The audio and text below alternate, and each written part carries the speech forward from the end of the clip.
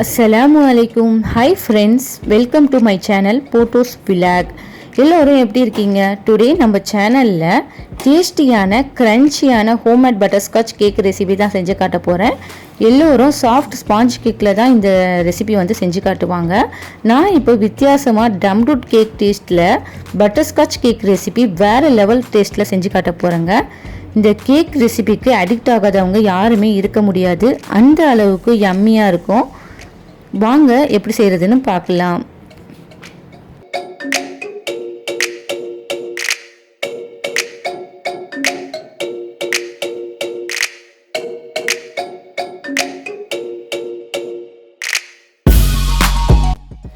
பாருங்க, நான் வந்து ரவை வந்து இந்த பவுலில் 2 பவுல் அளவுக்கு ரவை எடுத்திருக்கேன்.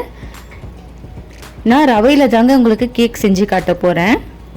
இப்போ ரவையை வந்து ஆயில் நெய் ரெண்டுமே வந்து சரிசமமாக ஊற்றி இதை வந்து நம்ம ஃப்ரை பண்ணி எடுத்துக்கலாம்.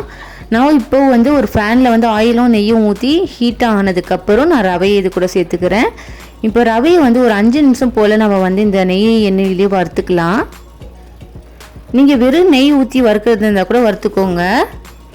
இதுக்கப்புறம் பாருங்கள், நான் வந்து 1 லிட்டர் பாலை வந்து 1/2 லிட்டராக சுண்ட வச்சுக்கிறேன். இதை வந்து ஸ்டவ்வில் வந்து 2 நாளைக்கு 3 வேளைக்கு நீங்கள் வந்து நல்லா சிம்மில் வச்சு நல்லா சுண்ட வச்சு இதை வந்து ஆற விட்டதுக்கு அப்புறம் இதை வந்து ஃப்ரிட்ஜில் வச்சுடுங்க. ஃப்ரிட்ஜில் வந்து ஒரு 2 மணி நேரம் நீங்கள் வச்சு எடுங்க. இதில் வந்து நல்லா ஆடை விழுந்திருக்கும். பாருங்கள், இந்த அளவுக்கு ஆடை இருக்கிற மாதிரி பார்த்துக்கோங்க. இப்படி இருக்கிறதுனால தான் நம்மளுக்கு வந்து டம்ரூட் கேக் ரொம்ப டேஸ்டியாக வரும். அதுவும் இல்லாமல் இந்த ஆடையில் வந்து நிறைய நெய் வரும், அதனால் நம்ம நெய் விட தேவையில்லை. அடுத்ததாக இதுக்கு நான் 1/2 டேபிள் ஸ்பூன் அளவுக்கு சோடா உப்பு எடுத்திருக்கேன். அடுத்ததாக வெண்ணிலா எசன்ஸ் 1/2 டேபிள் ஸ்பூன் அளவுக்கு எடுத்துக்கோங்க. அடுத்தது கொஞ்சமாக உப்பு சேர்த்துக்கலாம். இந்த உப்பு சேர்த்துக்கிறதுனால இந்த கேக் ரெசிபி வந்து ரொம்ப டேஸ்ட் எடுத்து காட்டும், ரொம்ப நல்லா இருக்குங்க. அடுத்தது இதுக்கு நான் 2 பவுல் அளவுக்கு சர்க்கரை சேர்த்துக்கிறேன். அதாவது 200 கிராம் அளவுக்கு நான் இதுக்கு சர்க்கரை சேர்த்துக்கிறேங்க. இந்த சர்க்கரையை வந்து நீங்கள் பொடியாக அரைச்சி கூட இதில் சேர்த்துக்கலாம். இதில் நான் முழுசாக சேர்க்கறதுனால இதை வந்து நல்லா வந்து இதை வந்து பீட் பண்ணிக்கணும். ஒரு ஸ்பூன் வச்சு நல்லா வந்து இதை பீட் பண்ணி எடுத்துக்கோங்க. அடுத்ததாக நம்ம வந்து பீட்டர் வச்சு இதை வந்து பீட் பண்ணிக்கலாம். இது வந்து நான் ஹேண்ட் பீட்டர் தான் வந்து யூஸ் பண்ணியிருக்கேன். உங்கள்கிட்ட எலக்ட்ரிக் பீட்டர் இருந்தால் கூட நீங்கள் யூஸ் பண்ணிக்கோங்க. இதை 10 நிமிஷம் அளவுக்கு நல்லா பீட் பண்ணி எடுத்துக்கலாம். கடைசியாக நான் இதில் ஒரே ஒரு முட்டை மட்டும் சேர்த்து நல்லா பீட் பண்ணிக்கிறேங்க. இந்த முட்டை சேர்க்கறதுனால இந்த கேக் ரெசிபி நல்லா சாஃப்டாக ஃப்ளஃபியாக வரும். உங்களுக்கு முட்டை பிடிக்காட்டி நீங்கள் வந்து இதை ஸ்கிப் பண்ணிக்கலாம். இதையும் சேர்த்து இன்னும் ஒரு 10 நிமிஷம் அளவுக்கு நல்லா பீட் பண்ணி எடுத்துக்கோங்க. இதை எவ்வளோக்கு எவ்வளோ பீட் பண்ணுறீங்களோ அந்த அளவுக்கு ரொம்ப நல்லா கேக்கு வந்து சூப்பராக சாஃப்டாக வருங்க. அடுத்ததாக வந்து நம்ம வறுத்து வச்ச ரவையை வந்து இது கூட சேர்த்துக்கலாம். இதையும் நல்லா மிக்ஸ் பண்ணதுக்கு அப்புறம் திருப்பி பீட்டர் வச்சு இதை வந்து ஒரு 10 நிமிஷம் அளவுக்கு பீட் பண்ணிக்கோங்க.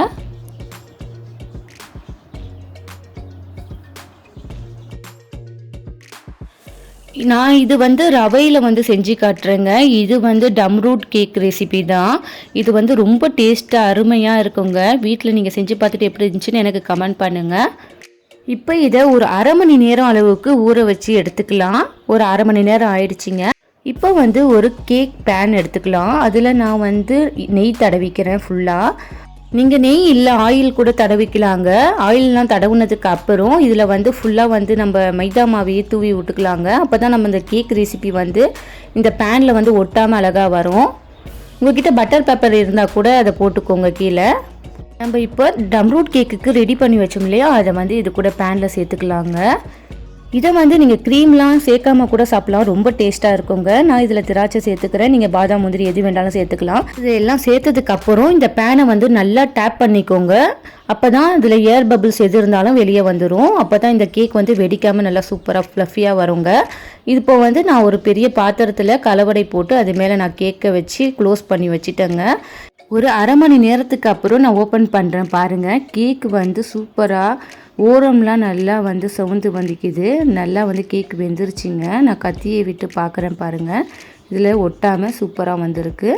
இப்போ வந்து கேக் ரெடி ஆகிடுச்சு. அடுத்ததான் நம்மளுக்கு வந்து பட்டர்ஸ்காட்ச் ரெடி பண்ணிக்கலாங்க. பட்டர்ஸ்காட்ச் ரெடி பண்ணுறதுக்கு நான் ஒயிட் சுகர் 50 கிராம் எடுத்துருக்கேங்க. இதை வந்து ஒரு பேனில் போட்டு நல்லா மெல்ட் ஆக்கிக்கலாம். இதில் தண்ணி விடக்கூடாது. இதில் நான் 1 ஸ்பூன் அளவுக்கு பட்டர் சேர்த்துருக்கேங்க. பட்டரையும் சேர்த்து நல்லா வந்து கிளறி விட்டுக்கோங்க. பட்டரும் நல்லா மெல்ட் ஆனதுக்கப்புறம் நான் துருவி நெய்யில் வறுத்து வச்ச பாதாமை இது கூட சேர்த்துக்கலாங்க.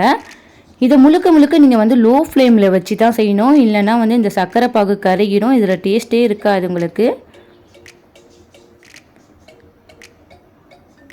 இந்த பாதாமியும் போட்டு நல்லா இதை வந்து ஒரு 2 நிமிஷம் அளவுக்கு நல்லா கிளறி விட்டதுக்கப்புறம் நான் வந்து ஒரு பிளேட்டில் வந்து ஆயில் தடவிட்டு நம்ம ரெடி பண்ணி வச்சுருக்க ஹோம்மேட் பட்டர்ஸ்காட்ச் ரெசிப்பியை வந்து இந்த பிளேட்டில் வந்து ஊற்றிக்கலாம். ஊற்றி இதை வந்து நல்லா வந்து பரத்தி விட்டுருங்கங்க.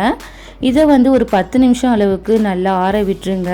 10 நிமிஷத்துக்கு அப்புறம் இதை வந்து எடுத்து பாருங்கள். இது வந்து டேஸ்டியான க்ரன்ச்சியான ஹோம்மேட் பட்டர்ஸ்காட்ச் ரெசிபி நம்ம ரெடி பண்ணியாச்சு. அடுத்ததாக நம்ம கேக்குக்கு க்ரீம் ரெடி பண்ணிக்கலாம். அது எப்படி ரெடி பண்ணுறதுன்னு பார்க்கலாம் வாங்க.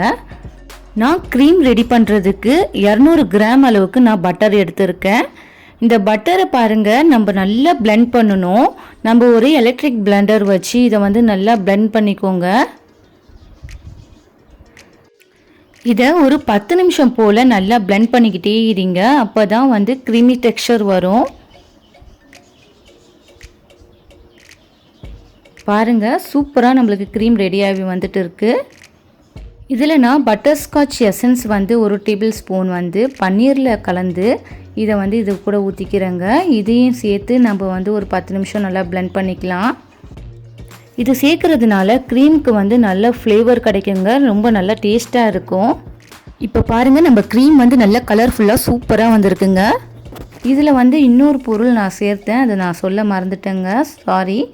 இதில் வந்து நான் 200 கிராம் பட்டருக்கு 100 கிராம் அளவுக்கு சுகர் வந்து யூஸ் பண்ணியிருக்கேன். சுகர் வந்து நல்லா பவுடர் ஆக்கி இதில் கலந்து பீட் பண்ணிக்கோங்க. பாருங்கள், நம்மளுக்கு க்ரீம் வந்து சூப்பராக ரெடி ஆகிடுச்சிங்க. இதுதான் பர்ஃபெக்டான கன்சிஸ்டன்சி. இப்போ என்ன பண்ண போகிறோன்னா, ஸ்டார் நாசல் வச்சு இந்த கோனில் வந்து நம்ம வந்து இந்த க்ரீமை வந்து ஊற்றிக்கலாங்க. இதில் ஊற்றி நம்ம ரெடி பண்ணி வச்சுக்கலாம். பாருங்கள், இது மாதிரி இந்த க்ரீமை போட்டு இதை வந்து மேலே கட்டி எடுத்து வச்சுக்கலாங்க. அடுத்ததான் நம்ம ரெடி பண்ணி வச்ச இந்த பட்டர்ஸ்காட்சை வந்து இது மாதிரி மூடி விட்டு இதை வந்து நெசுக்கி எடுத்துக்கலாங்க. ரொம்ப வந்து பவுடராக நெசுக்கிடாதீங்க, 1-2 நெசுக்கி எடுத்துக்கோங்க. அடுத்ததான் நம்ம ரெடி பண்ண இந்த கேக்கில் வந்து க்ரீமை வந்து ஃபுல்லாக தடவி எடுத்துக்கலாம். பாருங்கள், இது மாதிரி நீங்கள் இந்த கேக் க்ரீம் தடவுறது இருந்தால் கூட நீங்கள் இது மாதிரி தடவிக்கலாம். இல்லைனா இது மாதிரி கத்தி ஏதாச்சும் யூஸ் பண்ணி இதே மாதிரி ஸ்டார் நாசல் வச்சு இது மாதிரி ஏதாச்சும் டிசைன் பண்ணிக்கோங்க. நீங்கள் உங்களுக்கு எந்த மாதிரி டிசைன் வேணுமோ அந்த மாதிரி டிசைன் போட்டுக்கலாம். எல்லாமே நம்ம க்ரியேட்டிவிட்டி தாங்க. அடுத்ததாக ஒரு சைடு வந்து நான் பட்டர்ஸ்காட்ச் வந்து இதில் போட்டுக்கிறேன். உங்களுக்கு எப்படி வேணுமோ அந்த மாதிரி நீங்கள் பட்டர்ஸ்காட்ச் வந்து போட்டுக்கலாம்.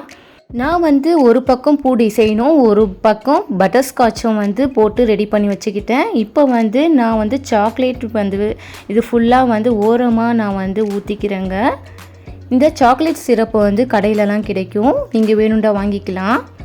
இது வந்து ஓரத்தில் ஊற்றிக்கோங்க. நீங்கள் இந்த சைட்லலாம் வந்து கூட நீங்கள் இந்த ஸ்டார் நாசல் வச்சு டிசைன் பண்ணிக்கலாங்க. ரொம்ப சூப்பராக நல்லா வரும்.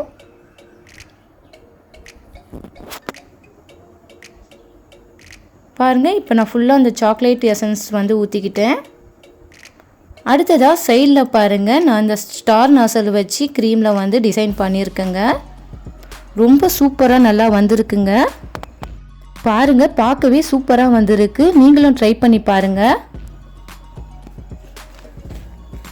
நான் கட் பண்ணி காட்டுறேங்க. இந்த கேக் ரெசிபி வந்து ரொம்ப அட்டகாசமாக இருந்துச்சுங்க. டேஸ்ட்டு வந்து எனக்கு ரொம்ப பிடிச்சிருந்துச்சு.